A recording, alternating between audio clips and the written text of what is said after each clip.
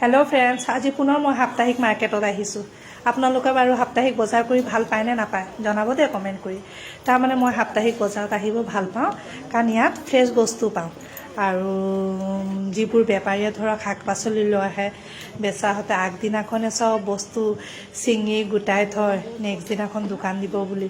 আৰু বস্তুবোৰ চব বেছিভাগৰ মানে কি ঘৰৰে, সিহঁতে নিজে ঘৰৰ পৰা লোকেল চব্জি আৰু দামো অলপ কমত দিয়ে। সেইকাৰণে মই ইয়াত আহি ভাল পাওঁ। আৰু ধৰক অলপ পইচা ছেভ কৰিব পাৰিলেও ভাল, খালি মই দাম কম নকৰাওঁ, সিহঁতে যিটো দামত দিয়ে সেইটোতে লওঁ। আৰু তাৰপিছত সেই বেটীয়ে শাক খাব বুলি কৈছে, সেইকাৰণে তাইৰ কাৰণে শাক ল'লোঁ। তাই শাক খাই ভাল পায় আৰু ময়ো ভাল পাওঁ অৱশ্যে। তাৰপিছত ইয়াত মাছ দেখিছোঁ, একদম চব লোকেল মাছ, মানে চব ধৰণৰ মাছ। আপুনি কি খাব, বৰলীয়া খাবনে, মাগুৰ খাবনে, শিঙি খাব।